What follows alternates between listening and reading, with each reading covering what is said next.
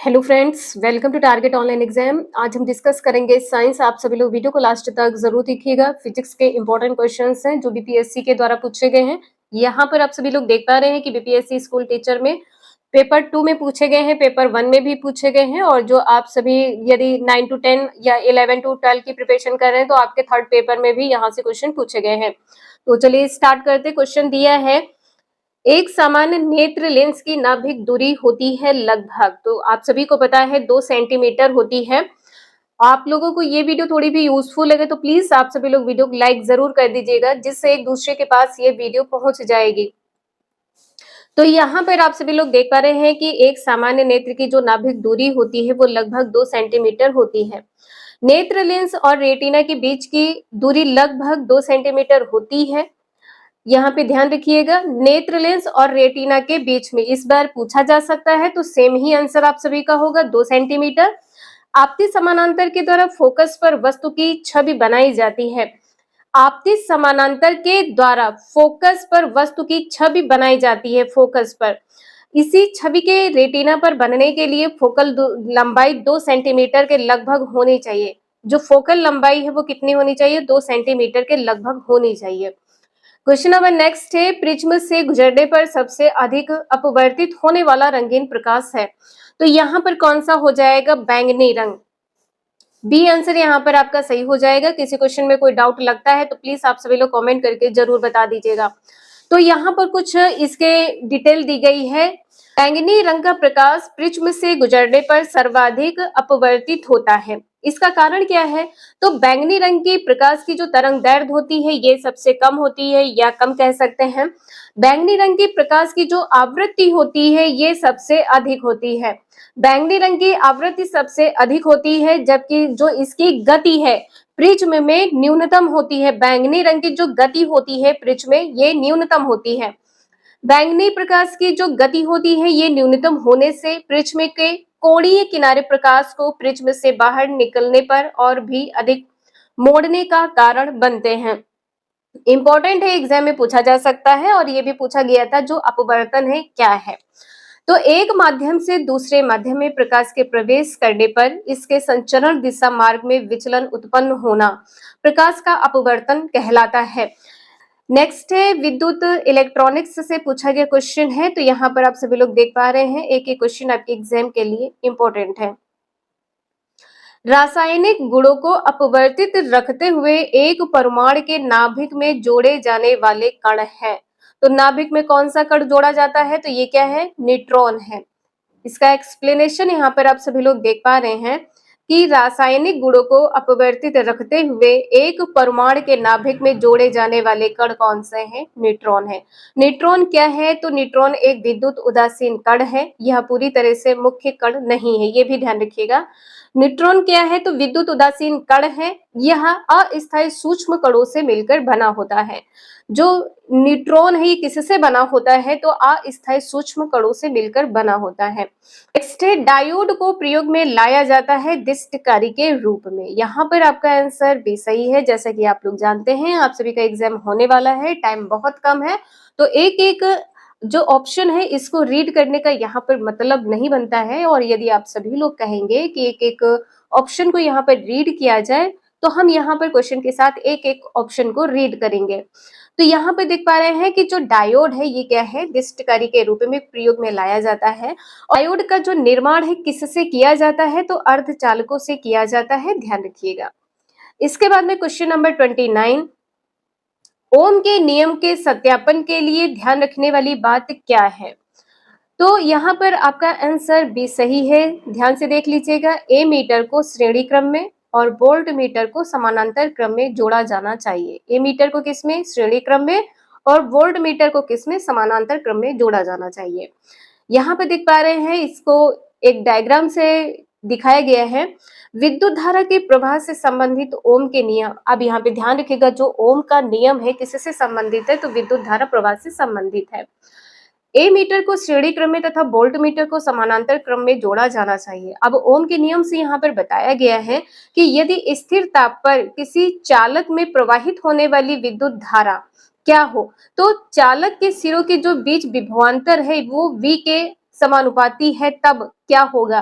तो R बराबर क्या हो जाएगा? R बराबर होगा V अपॉन I। नेक्स्ट है विद्युत विभव को मापने के लिए किस उपकरण का उपयोग किया जाता है? तो यहाँ पर डी आंसर सही हो जाएगा। उपर्युक्त में से एक से अधिक गैल्वेनोमीटर है और यहाँ पर वोल्ट मीटर है, तो इससे आप सभी लोग ध्यान दीजिएगा।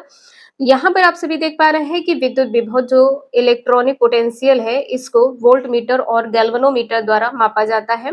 किसी धनात्मक आवेश को अनंत से विद्युत क्षेत्र के किसी बिंदु तक लाने में किए गए कार्य W आवेश के मान Q नॉट के अनुपात को उस बिंदु का विद्युत विभव कहते हैं या कहा जाता है। अनुपात का है, किसका अनुपात कहा है? तो कार्य एवं आवेश के मान का जो अनुपात है इसे इस प्रकार से लिखेंगे W अपॉन Q नॉट। ये क्या हो जाएगा? विद्युत विभव हो जाएगा। ठीक, नेक्स्ट है किस तापमान पर लौह चुंबकीय पदार्थ अनुचुंबकीय बन जाता है? तो यहाँ पर आपका बी आंसर सही हो जाएगा, क्यूरी तापमान। ठीक है, बी आंसर सही है।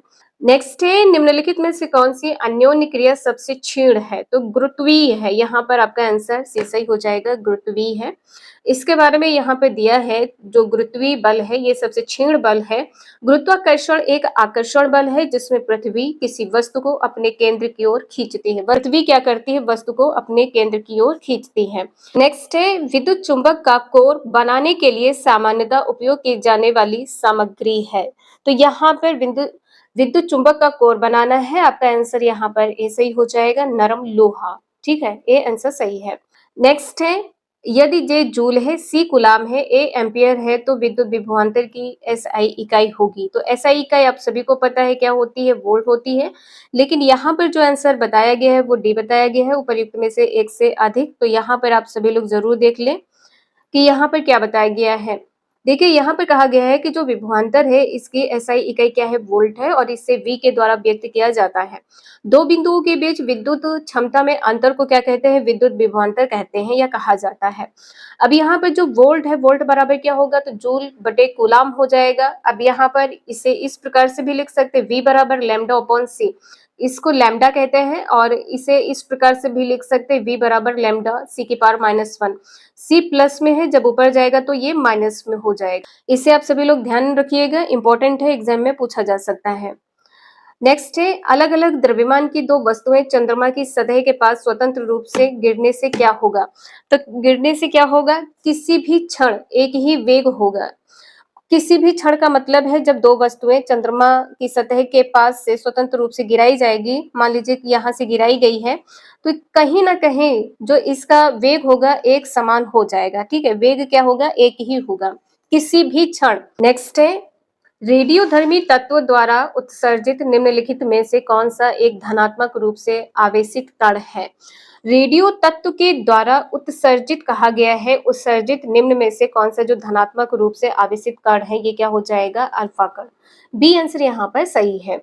इसके बारे में यहाँ पर आप सभी लोग देख पा रहे हैं कि जो रेडियो तत्व है, तत्व द्वारा उत्सर्जित अल्फा कण धनात्मक रूप से आवेशित कण है। अल्फा किरणें अति सूक्ष्म धन आवेशित कणों की बनी होती हैं। जो अल्फा किरणें होती हैं अति सूक्ष्म धन आवेशित कणों की बनी होती हैं। इन कणों का जो द्रव्यमान होता है अधिक होने के कारण इनकी गतिज ऊर्जा अधिक होती है।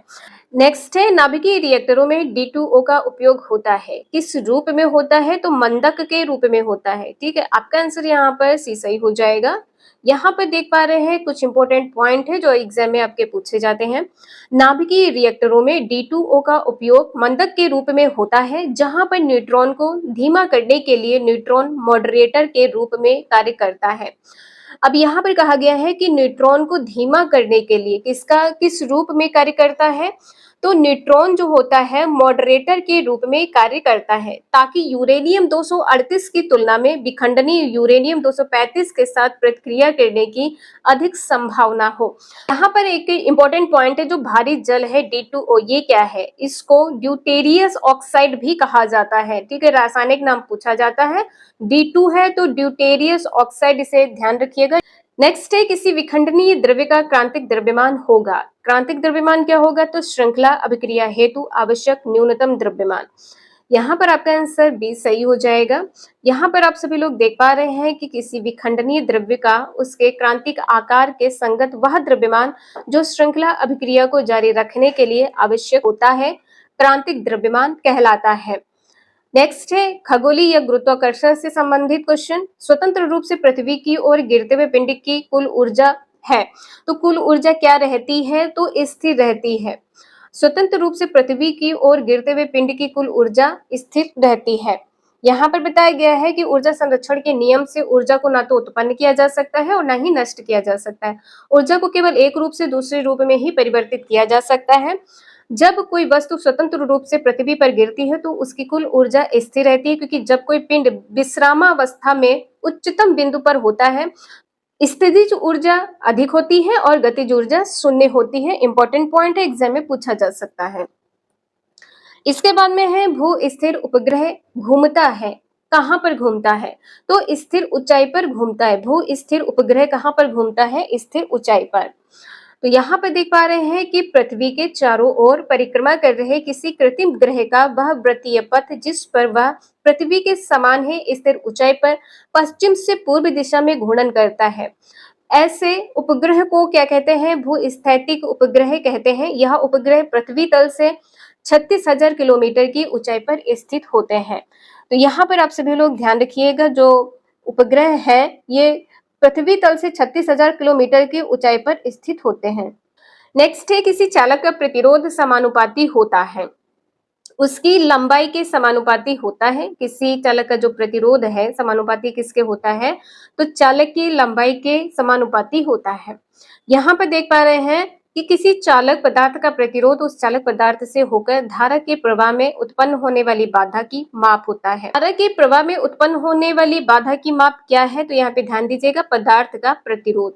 किसी चालक पदार्थ का प्रतिरोध R निम्न में से प्रदर्शित किया जाता है। L यहाँ पे क्या है? लंबाई को L से डिनोट करते हैं, और जो A है यहाँ पे क्या हो जाएगा? चालक पदार्थ के अनुप्रस्थ काट का क्षेत्रफल। नेक्स्ट है विंडो या घरेलू क्लीनर या परफ्यूम स्प्रेयर के रूप में इस्तेमाल की जाने वाली स्प्रे बोतलें निम्नलिखित में से किस पर काम करती हैं? तो ये बर्नौली सिद्धांत के ऊपर काम करती है। बी आंसर यहाँ पर सही हो जाएगा।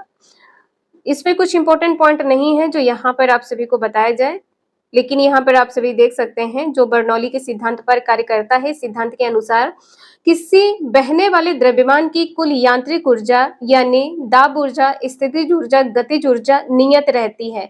इतना आप सभी लोग जरूर ध्यान रखिएगा। किसी बहने वाले द्रव्यमान की जो कुल ऊर्जा में क्या होगा? दाब ऊर्जा है, स्थितिज ऊर्जा है और गतिज ऊर्जा, ये क्या रहती है? नियत रहती है।